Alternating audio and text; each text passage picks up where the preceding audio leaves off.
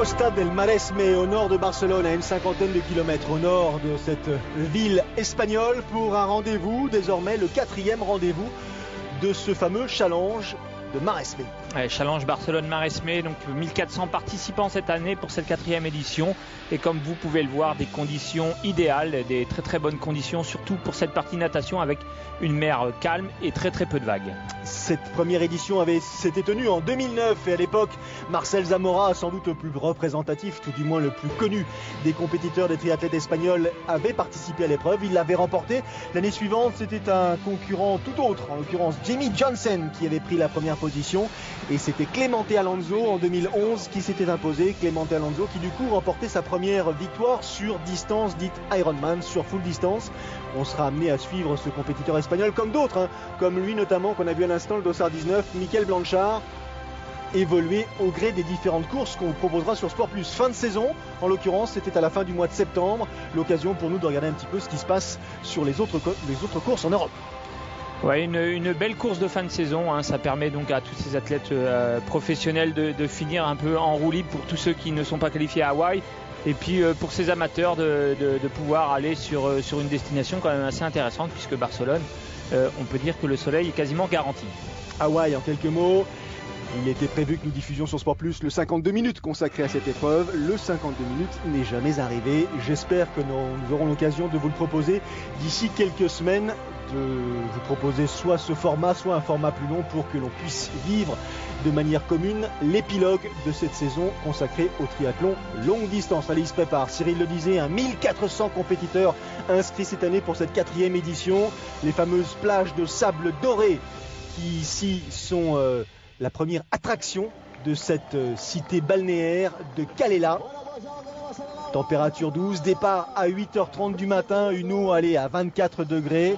La Méditerranée comme premier support pour tous ces compétiteurs, ça commence plutôt de manière agréable. Ouais, ça commence de manière agréable. Alors des départs en vague, vous l'avez bien vu, ils n'étaient pas 1400 sur cette première vague, puisque cette première vague n'était composée que des athlètes élites. Effectivement, et le départ en vague est tellement, je dirais, pris en considération et pris de manière sérieuse que cette année, à Hawaï, pour la première fois de l'histoire, les hommes sont partis quelques minutes devant ces dames, de façon à ce que ces dames puissent bénéficier elles aussi d'un départ le plus clair possible. Il faut se souvenir que c'est quand même un championnat du monde, autant que les compétiteurs soient dans les meilleures conditions pour le courir, tout simplement. Ouais, un championnat du monde hyper important, et c'est vrai qu'on avait l'habitude de voir des filles sortir avec les 4-5 premiers garçons, donc c'est vrai que la course n'était pas forcément faussée, mais pour ces filles qui sortaient devant, c'était toujours intéressant d'être dans la vague des garçons.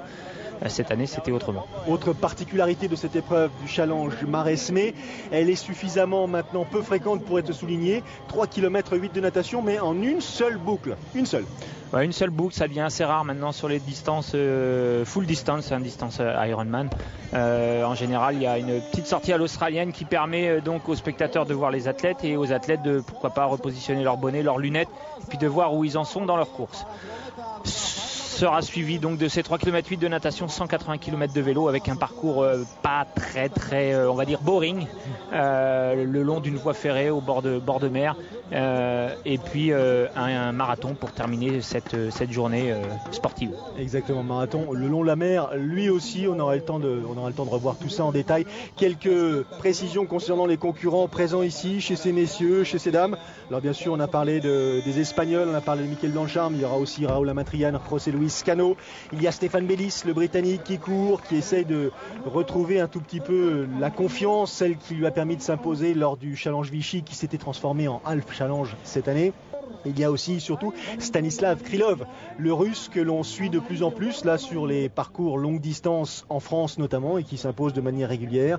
Per Bittner, un Allemand qui commence à montrer le bout de son nez, et d'autres athlètes chez ces messieurs. Chez ces dames, on aura l'occasion de croiser Meike Krebs, il y a aussi Daniela Samler, Myriam Werd, il y a Lisbeth Christiansen, Lucy Goosage. Enfin bref, il y a suffisamment de monde, Cyril, pour que la course soit incertaine. Ouais, ça va être intéressant de voir Stanislav Krylov sur cette course-là, parce qu'on l'a vu beaucoup cette saison, mais jamais sur un format aussi long. Effectivement, Krylov qui est plutôt un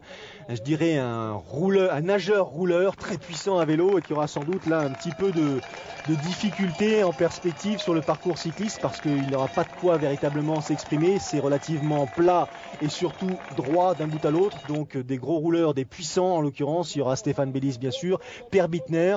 Il faudra surveiller sans doute une cohorte d'athlètes aux avant-postes qui vont courir ensemble ou qui risquent de courir ensemble jusqu'au terme des 180 km. Allez, le parcours natation avec ces messieurs tout d'abord qui sont partis donc 8h30, 5 minutes avant ces dames. Et pour l'instant, pas de réelle surprise, c'est Carlos Lopez Diaz, un Espagnol qui mène la danse devant Stanislav Krylov. Ce n'est pas une surprise, Stéphane Bellis n'est pas loin non plus. Parmi les invités de cette édition, à noter la présence d'Andreas Niedrig et celle de Lothar Leder. Ouais, des revenants, hein. Ils avaient déjà fait leur retour sur le Challenge Roth.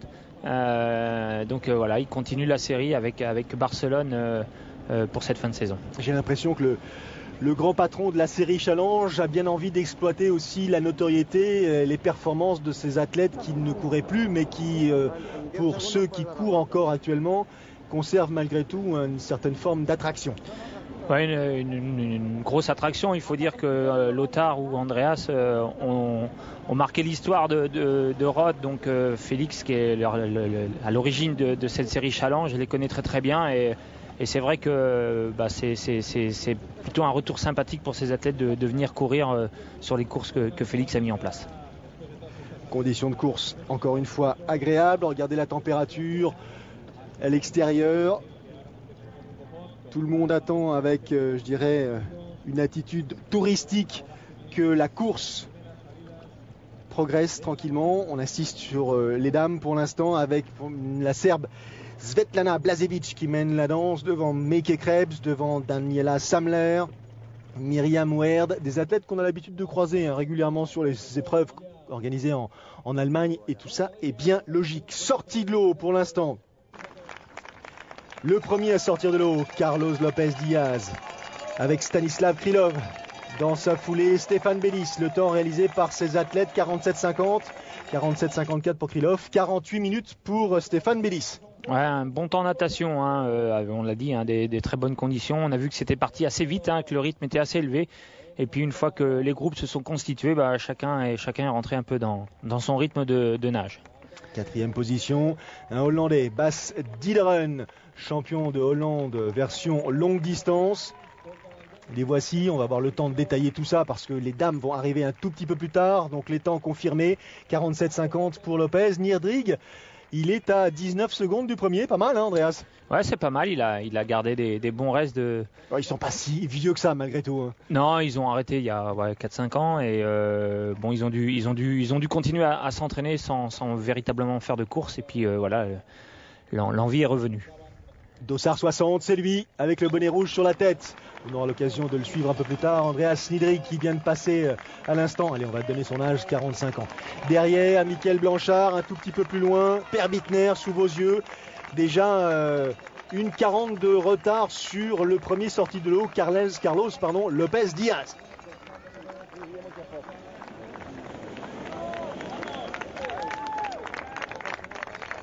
Anton Blokhin. Gros plan sur Mickaël Blanchard, l'Espagnol. Troisième du longue distance à Valence cette année. Quatrième un peu plus tôt cette saison, c'était au mois de mai du Half Challenge du même Barcelone. Champion d'Europe longue distance 2011.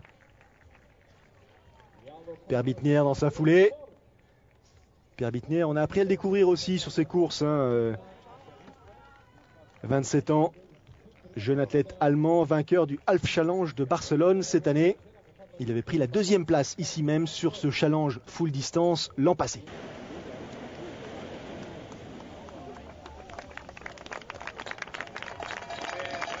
Yevgeny Nikitin. 50 minutes et 53 secondes. Ouais, c'est encore jouable.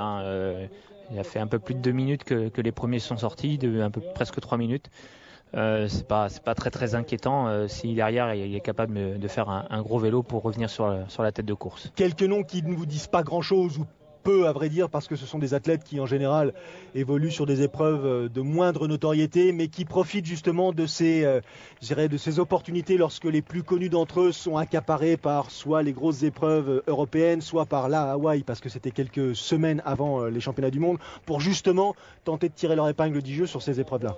Ouais, puis ça permet à des athlètes qui ont l'habitude de faire soit du court, soit du moyenne distance, de s'essayer sur la distance supérieure, et pourquoi pas l'année prochaine ou dans 2 ans de faire des courses de notoriété un peu plus élevées où il y a un peu plus de concurrence. C'est vrai que la course est vraiment bien placée dans le calendrier, mais pour les athlètes de élite qui sont engagés sur Hawaï, la course est trop près d'Hawaï, et il y a très peu d'athlètes qui s'engagent sur Hawaï, vont faire une full distance comme ça à quelques semaines. Mais ce qui est intéressant, c'est justement de mémoriser un petit peu ces performances, ces noms, parce que à l'image d'un Jimmy Johnson, d'un Clemente Alonso, d'un Per Bittner en l'occurrence, ce sont des athlètes qui tout doucement, au contact des meilleurs, à l'occasion des successions en l'occurrence d'épreuves, commencent à véritablement prendre leur marque et à devenir de réels challengers. Ouais, de réels challengers. Et puis il ne faut pas oublier que c'est quand même une épreuve du circuit challenge, et le circuit challenge est maintenant mondialement reconnu, donc si on peut accrocher un titre sur cette série-là, c'est toujours bon à prendre, et puis c'est toujours intéressant parce que forcément challenge, c'est une succession de courses, donc une victoire sur une de ces courses-là permet d'être invité sur une autre. Gros paquet de coureurs là, plus de 54 minutes qui sortent de l'eau à leur tour. Première partie, 3,8 km de natation effectuée. La première de ces dames ne devrait pas tarder à montrer le bout de son bonnet en l'occurrence. Passage sous la tente, on récupère les petites affaires, tapis rouge pour tout le monde. Ça, c'est plutôt la mise en scène de bonne qualité, de bonne facture. Ouais, c'est une belle mise en scène, c'est bien organisé, on le voit, c'est propre. Donc là, les athlètes à la sortie de l'eau vont sous cette toile de tente récupérer leurs affaires de vélo, ils se changent, et puis après, direction le vélo. Donc logiquement, sur le vélo, il ne doit rien avoir, si ce n'est le casque, s'ils ne l'ont pas mis dans le sac, mais autour du vélo, il ne doit rien avoir. 55 minutes que les premiers messieurs sont sortis de l'eau. Les dames sont parties quelques 5 minutes derrière les concurrents. 1400 compétiteurs encore une fois. Alors comme il y a plusieurs vagues de départ, forcément on a l'impression qu'ils sont pas très nombreux, puisque la natation déjà en général permet de faire de gros écarts, mais comme là ils partent par vague. Par contre après sur le vélo, comme c'est un aller-retour, on va vite s'apercevoir que ça fait beaucoup de monde, 1400 athlètes. Port de la cagoule là, pour l'athlète qui vient de passer à l'instant, il a dû avoir un tout petit peu chaud parce que les conditions de natation sont quand même assez confortables. Rien à voir avec certaines températures, si vous voyez ce que je veux dire. Plus de montagne. C'est sûr que le port de la combi devait être limite. Hein. Donc je pense que les organisateurs étaient contents que la combi soit autorisée, hein, parce qu'en général, au-delà de 23 degrés, 24 degrés, la combinaison est interdite. Svetlana Blažević, la Serbe, 55 minutes et 11 secondes, le temps réalisé par la première des compétitrices. Deuxième position à une petite quarantaine de secondes avec une sortie plutôt efficace. Elle a bien pris la vague. Maike Krebs, qui était sans doute surfeuse dans une autre vie. 55-55, c'est son temps à la sortie de l'eau. Daniela Samler, elle sort dans la foulée de Maike Krebs. Et puis ensuite Myriam Werb au bout de 56 minutes de compétition. Donc chez ces dames aussi, sortie de l'eau assez dense avec des temps très proches. Regardez les écarts, hein. Rien de définitif, sachant qu'il y a quand même 180 km à vélo derrière, donc la journée est loin d'être terminée. Maike Krebs, Daniel Samler, Myriam Werb, Lisbeth Christensen présente aussi.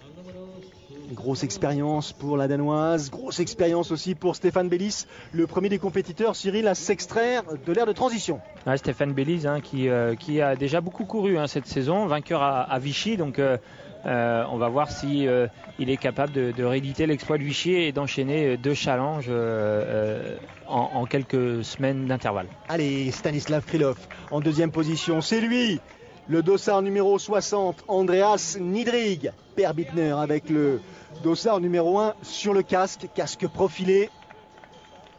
Là on peut s'équiper avec des vélos dits de contre-la-montre parce qu'on va avoir besoin de rester bien allongé en position de recherche de vitesse. Voilà, on peut s'équiper en vélo de contre-la-montre, en effet, un roue lenticulaire. Vous allez voir que les premiers ont quasiment la roue lenticulaire, le casque profilé, le guidon bien sûr de triathlète avec tout ce qu'il faut pour essayer d'aller vite. Il va falloir envoyer du braquet, et puis surtout qu'on est tôt dans la matinée, donc forcément le vent sera pas très très fort.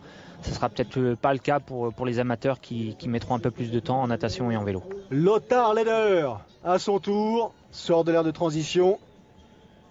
Lothar Leder, qu'est-ce qu'il a réalisé comme temps sur la natation? Dès que je l'aurai trouvé, je vous le donnerai. Un peu plus de 55 minutes pour Lothar Leder. Donc ça reste encore des temps relativement... 54,01. Ouais. Des temps relativement performants. Le parcours cycliste dont vous parliez il y a quelques secondes, Cyril, ou quelques minutes plus tôt, c'est celui-ci, celui qui se dessine sous vos yeux. Alors a priori un aller-retour, 3 allers-retours, pas tout à fait de même distance. Il y a 2 allers-retours plus longs. Et effectivement, le 3e aller-retour, lui, sera un tout petit peu plus court pour permettre à cette distance de 180 km d'être parfaitement étalonné. Mais vous vous rendez compte qu'il n'y a aucune surprise à attendre. C'est véritablement une ligne droite d'un bout à l'autre. Et surtout, le décor est pas vraiment des plus, je dirais, affriolants.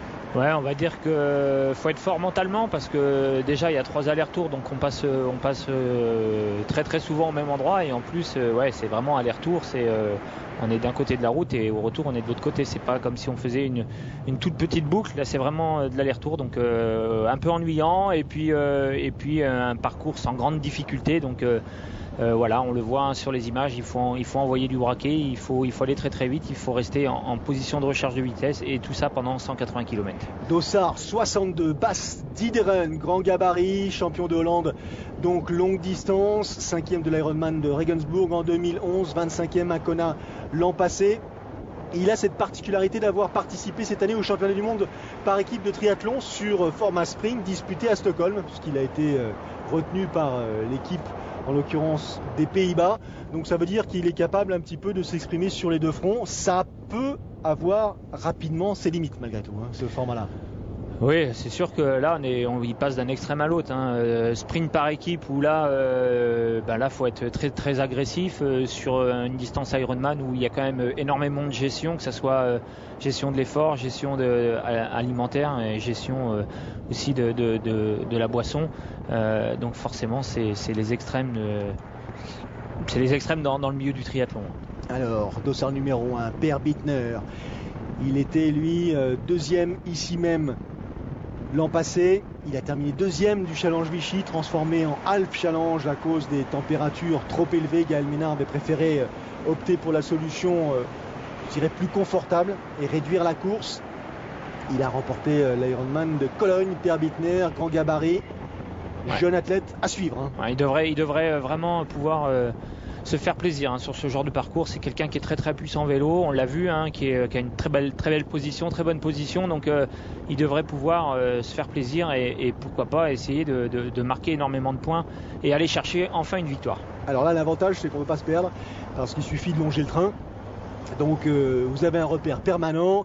Donc on a vu Bittner, on a vu Dierderen, on a vu Krylov, Bellis, c'est le peloton de tête chez ces messieurs. Pour ce qui concerne ces dames, Myriam Werd, elle a repris la tête de la compétition à Svetlana Blažević, pas très loin après les premiers kilomètres à vélo. Myriam Werd, hollandaise, qui a pris une 16e place l'année dernière lors de l'Ironman d'Arizona. Chez ces dames, il va y avoir une petite compétition sans doute entre Werd, Gusev, la participation de la française, Isabelle Ferrer aussi, qui est venue montrer le bout de son expérience. Et puis dossard 102, Daniela Samler, sous vos yeux. Les athlètes qu'on a l'habitude de croiser en Allemagne, je vous le disais. Mike Krebs, dossard 93, c'est elle. On revient sur la tête de course masculine, où ça n'a pas changé, rien n'a évolué, si ce n'est peut-être que Bittner va laisser sa place à Dideren, qui va laisser sa place à Krylov, et on va rouler comme ça, sauf si imprévu, jusqu'au terme des 180 km. Ouais, c'est compliqué de lâcher quelqu'un. Pour lâcher quelqu'un sur un parcours comme ça, il faut que la personne ait vraiment un gros coup de barre. Et on le voit, un Krylov qui est plus prudent que sur les courses de distance moindre, bien évidemment, où on a l'habitude de le voir à l'attaque. Là, c'est une nouvelle distance pour lui, donc on le voit. Bon, il prend quelques relais, entre guillemets, bien sûr, à distance réglementaire, mais on ne le voit pas essayer d'aller s'échapper seul comme on a l'habitude de le voir. Solidement campé en tête de la course féminine, Dossard 97, Myriam Weerd, la Hollandaise, qui pour l'instant a pris l'avantage sur toutes les autres concurrentes, connues pour être puissantes, très puissantes. Elle aussi, elle emmène un énorme braquet sur ce parcours qui lui convient à merveille. Petite pause, on respire et on revient dans une poignée de secondes pour suivre la suite de cette 4e édition du Challenge Maresme ici au nord de Barcelone. De retour en Espagne, Challenge Maresme 4e du nom, parcours cycliste 180 km, 3 allers-retours, rectiligne, plat, et c'est tant mieux parce qu'il y en a certains qui vont effectivement avoir sans doute des efforts plus compliqués à réaliser que d'autres. Et en tête de la compétition masculine, pour l'instant, on retrouve Stanislav Krylov, on retrouve Bas Dideren, le Hollandais, on retrouve Per Bittner, l'Allemand, on retrouve Stefan Bellis, le Britannique, et d'autres, notamment un autre Britannique, Joe Skipper, qu'on va apprendre à découvrir. Et voilà, quoi de mieux qu'un rond-point pour faire demi-tour. Et lui, il est sans doute très content que le parcours soit pas plus vallonné que ça. Ouais, c'est vrai que pour certains qui découvrent la distance, qui découvrent un peu cette discipline, c'est vrai que ça peut être aussi agréable de faire un parcours comme ça en aller-retour. Ça permet d'avoir énormément de repères. La surprise, la voici. Dossard 56, Autrichien, Georges Swoboda. SWOBODA, connu pour être très puissant à vélo, un cycliste hors pair. Il est sorti avec 10 minutes de retard sur les premiers en natation et il est en train de fondre littéralement sur la tête de course au moment d'en terminer avec le 2e aller-retour. Ouais, on le voit, très puissant, il force très fort sur ses bras. Alors ça a l'air de rien comme ça, mais il est voilà, bien accroché à son guidon pour justement transmettre le plus de puissance possible au niveau des cuisses pour atteindre des grosses vitesses qui avec son vélo de contre-la-montre, sa roue lenticulaire, lui permet justement d'augmenter comme ça sa vitesse. Et c'est vrai que heureusement qu'il est sorti loin en natation, parce qu'il n'a pas mis longtemps à revenir sur la tête de course et comme ça prendre le large par rapport à ses adversaires. Et oui, Georges Swoboda, lui aussi pas très connu, si ce n'est qu'il a pris une 10e place à Klagenfurt cette année, une 19e place en Afrique du Sud sur l'Ironman disputé à Port Elizabeth, grand gabarit, 1m87, 78 kg, qui là est en train de mettre une véritable gifle à tous les compétiteurs sur le parcours cycliste parce que depuis le 2e aller-retour et jusqu'au terme des 180 km, il est en train de creuser un écart substantiel. Il frôle les 8 minutes quand il pose le vélo. Georges Swoboda, il compte plus de 7 minutes 30 d'avance sur ses poursuivants. Ouais, un vélo en 4h16, donc c'est pour vous dire la vitesse où il est allé. Je crois que 40 de moyenne, c'est 4h30. Il a mis un quart d'heure de moins. Par contre, quand on l'a vu descendre de son vélo, c'était un peu plus difficile. J'imagine qu'il avait les grosses cuisses. Il a dû effectivement forcer un maximum. Georges Swoboda, la voici. Autre particularité pour Swoboda, c'est que la transition il l'a effectuée avec ses chaussures aux pieds. Ouais, c'est assez rare. Ouais. Donc comme quoi il manque encore d'expérience dans le milieu du triathlon, ou alors il arrivait trop vite dans l'aire de transition, il n'a pas eu le temps de sortir les pieds de ses chaussures. Tenue assez salée quand même, ouais. Là, ce qui concerne son haut et son bas, il y a pas mal de sel visiblement, de traces de sel qui se sont affichées sur sa combine. Est-ce que c'est pas justement la preuve qu'il a été un tout petit poil excessif dans la façon de courir? Myriam Weerd, pas facile à dire, Dossard 97, qui elle aussi a sans doute hâte que ça se termine parce qu'il faut jouer avec ces lignes droites, vous le disiez tout à l'heure, boring, c'est-à-dire un tout petit peu lassantes au bout d'un certain temps, donc il faut vraiment essayer de trouver des raisons de rester motivé. Il faut prendre des repères, il faut avoir reconnu un peu le parcours avant pour justement se dire une fois que je suis là, je vais à mon autre repère et puis essayer de voir, même si c'est pas facile parce qu'au bout d'un moment il y a énormément d'athlètes sur la route, mais essayer de voir où en sont ses poursuivants et essayer de prendre quelques indices pour voir dans quelle forme il se trouve. Stéphane Bellis, le Britannique, le deuxième à entrer sous la tente pour récupérer ses affaires de running. Il est suivi par Stanislav Krylov, par Joe Skipper un tout petit peu plus loin, par la plupart des favoris ou annoncés comme tels. Arrivés ensemble, ils vont sans doute partir ensemble. Per Bittner à l'instant, dossard numéro 1. Bellis, dont on lit le nom sur la tenue, il est déjà passé et parti, Stéphane Bellis. Il n'a pas perdu de temps, il ne s'est même pas assis pour mettre les chaussures et les chaussettes, il est resté debout et il a quand même pris une petite avance sur cette transition. Joe Skipper avec sa coupe, je dirais presque fétiche, coupe à l'Iroquois, jeune athlète britannique, champion middle distance en 2011. Et après Joe Skipper, les autres participants s'élancent. Jacob Franzen, Stanislav qui vient de partir aussi, Per Bittner. Gros plan sur celui qui à l'instant mène la course, en l'occurrence Georges Swoboda, l'Autrichien. Ouais, il est parti avec 9 minutes d'avance, mais ça ne sera pas de trop parce qu'on le voit sur ses premiers kilomètres, il est quand même en grande difficulté. Derrière, les autres poursuivants, les Espagnols notamment, qui en terminent avec le parcours cycliste, se préparent à s'élancer sur la distance marathon.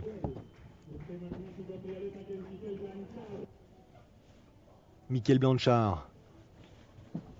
Il a fait quel temps, Michael Blanchard, sur le parcours cycliste? 4h33, pardon. 4h33. On a vu un tout petit peu avant lui Carlos Lopez Diaz avec dossard numéro 11. Il avait 13 minutes de retard sur les premiers. Ouais, c'est un bon temps, hein. 4h30, 4h33, c'est quand même des grosses moyennes. Bon, c'est un parcours qui est fait pour faire des grosses moyennes. Seulement, il y a un athlète, un Autrichien devant, qui a mis 4h15, 4h16. Donc forcément, à la transition, quand on apprend qu'on a 9, 10, voire 12 minutes de retard, ça fait un peu peur. Fin du parcours cycliste pour la première de ces dames. La Hollandaise, Myriam Werb.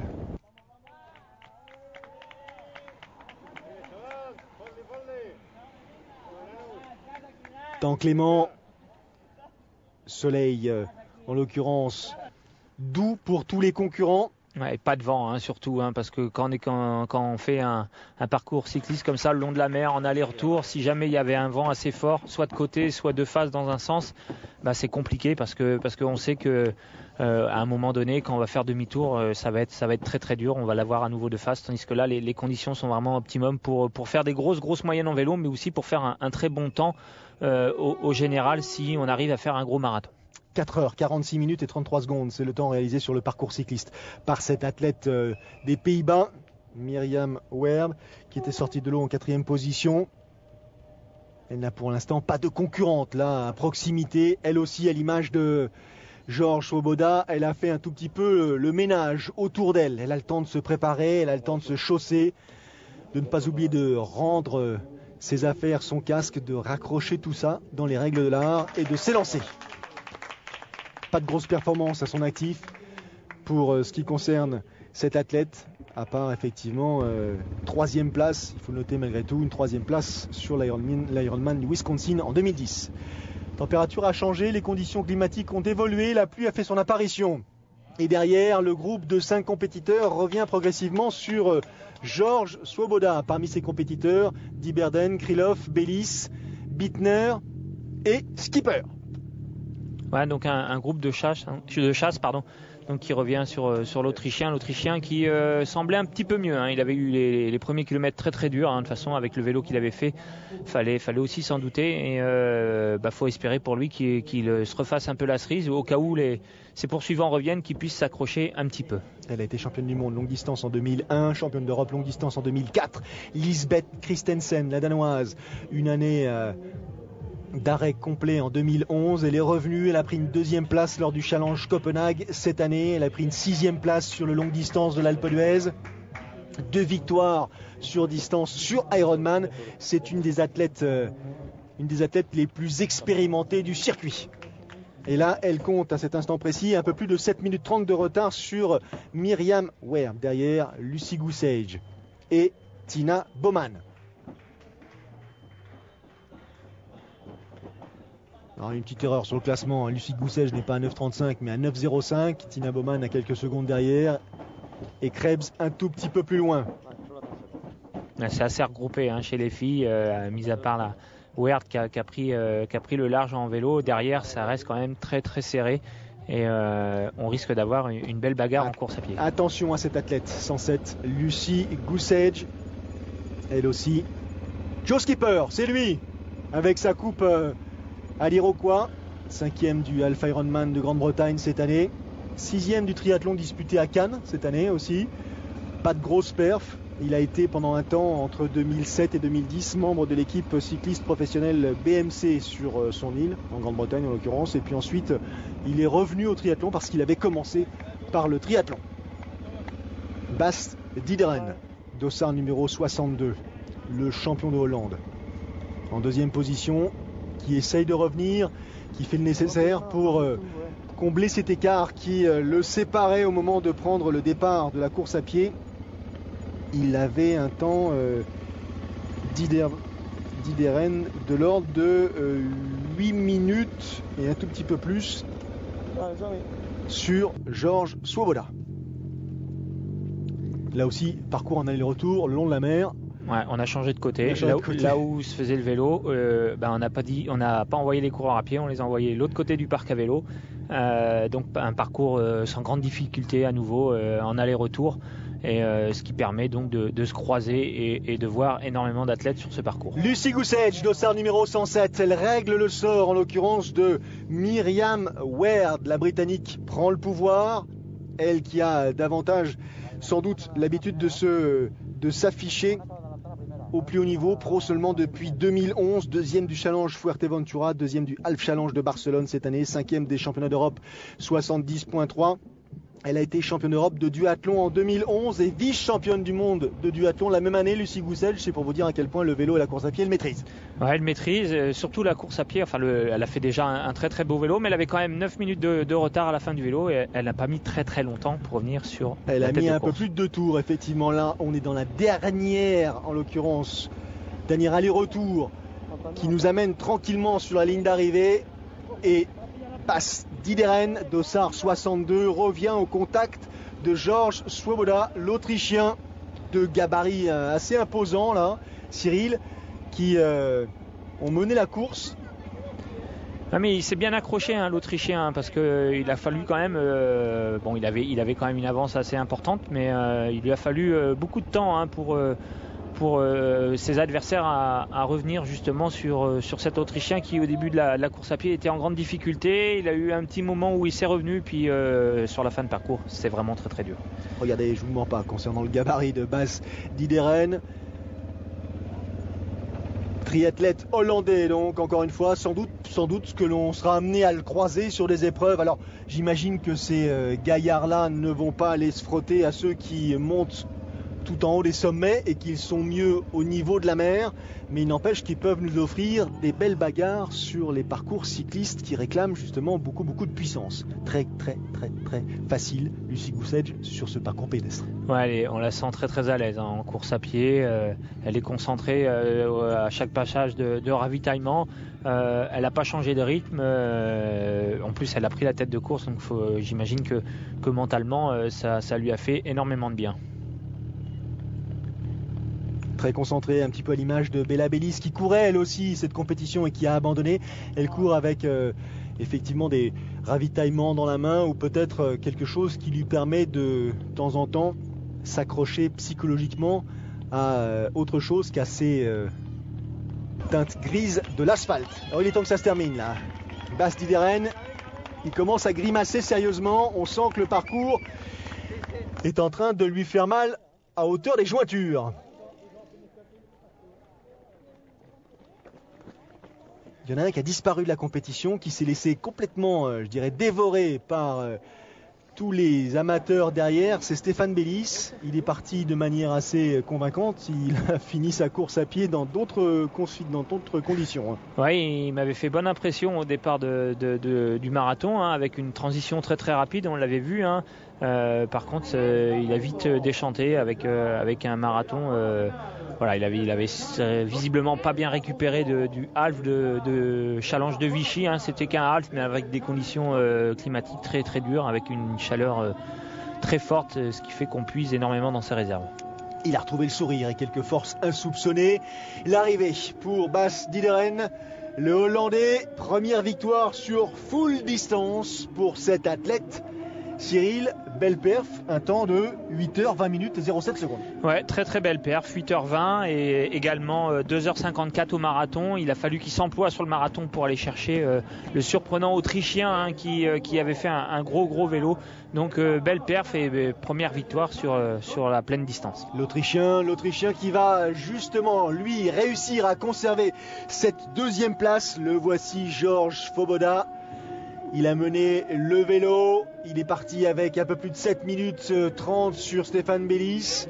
Il s'est fait dépasser par Bas Diederen dans les derniers kilomètres, mais il réussit à monter sur la deuxième place du podium. Son temps 8h22 minutes et 14 secondes, pas mal non plus. Ouais, pas mal non plus, il a vraiment tout donné. Il a quand même fait 3h04 au marathon, un marathon bien couru, parce qu'après le vélo qu'il avait fait, c'était pas évident. Il va falloir qu'il s'améliore un peu en natation pour justement troquer les podiums. On avait passé Michael Blanchard, mais c'est Per Bittner qui est annoncé par le speaker là, au moment où il pénètre sur la dernière ligne droite qui le mène à cette ligne d'arrivée. Troisième place pour Per Bittner après sa victoire lors du Half Challenge cette année.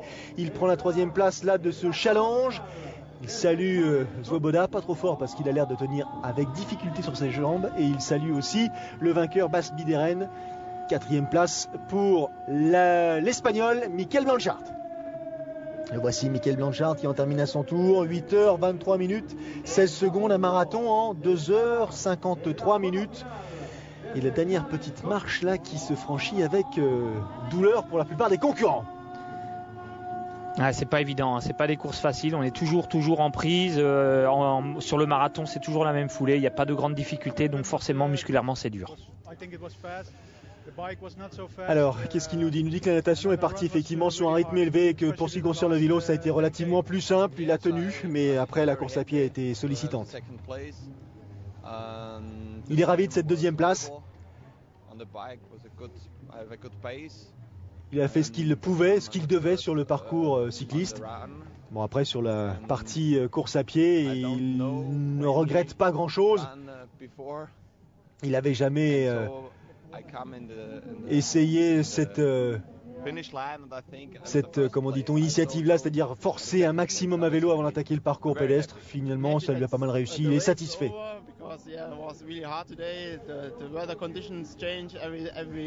Bittner qui insiste sur les conditions climatiques, même si ça n'a pas été très difficile ou trop difficile.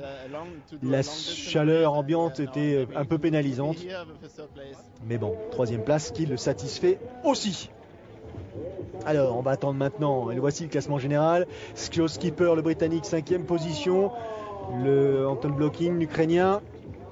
Et le Croate Vistika, Stanislas Krylov, avec les couleurs françaises. Stanislas Krylov, il a terminé en 2, 4, 6, 8, 9e position. Saison assez chargée pour Stanislas Krylov. Ouais, c'était sa première expérience sur cette distance-là, donc c'est plutôt intéressant. On l'a vu jusqu'à la fin du vélo, il a fait une course prudente, on va dire.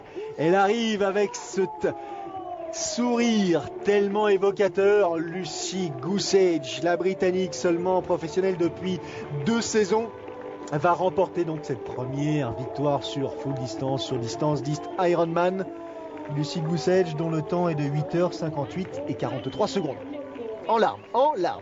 Ouais, c'est une belle victoire. Elle a vraiment bien géré sa course, et on l'a vu sur la course à pied, très concentrée mais très très à l'aise, et elle n'a pas mis très très longtemps à revenir sur la néerlandaise. Elle est surtout très très contente de passer sous la barrière des 9 heures parce qu'avec 8h58-43, elle n'imaginait pas un jour réaliser une telle performance.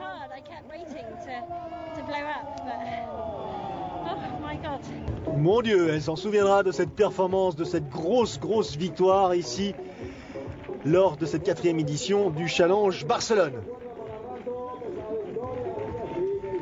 Elle n'a pas envie de quitter la ligne d'arrivée. Lucy Goosage, 2e position pour la néerlandaise Myriam Weerd, qui très longtemps a mené la compétition à vélo, puis en course à pied avant de se faire dépasser par la Britannique dans les derniers, j'exagère, après le semi-marathon. Elle en termine à son tour 9h 7 minutes et 25 secondes. Un marathon couru en 3h 22 minutes.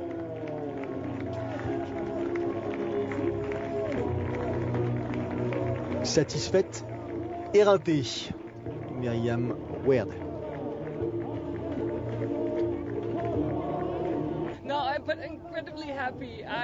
Je suis vraiment très heureuse.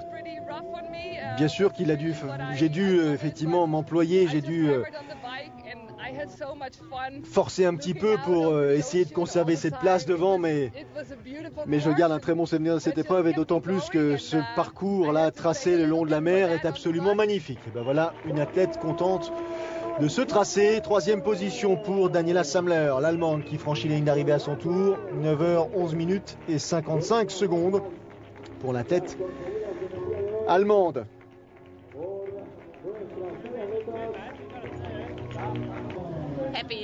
Très heureuse, très heureuse. C'était une très longue journée, mais ça s'est bien passé pour moi. Goosage, Weerd, Samler, les 3 premières. À noter Lisbeth Christensen, Cyril, qui termine en 2, 3, 4, 5e position. 15 minutes simplement derrière la première. Et Isabelle Ferrer, qui termine en 7e position.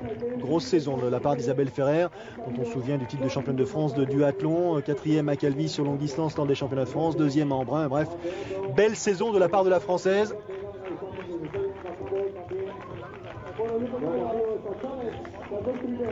Une saison qui va tout doucement se terminer. Pour ce qui nous concerne, on vous donne rendez-vous bien sûr la semaine prochaine avec l'Elbaman, disputé en Italie sur l'île d'Elbe. Très belle course aussi, avec 2 formats, un full distance et un half Ironman. L'Elbaman la semaine prochaine sur Sport Plus. Alors bien sûr, rendez-vous dans une semaine. Salut à tous. Salut.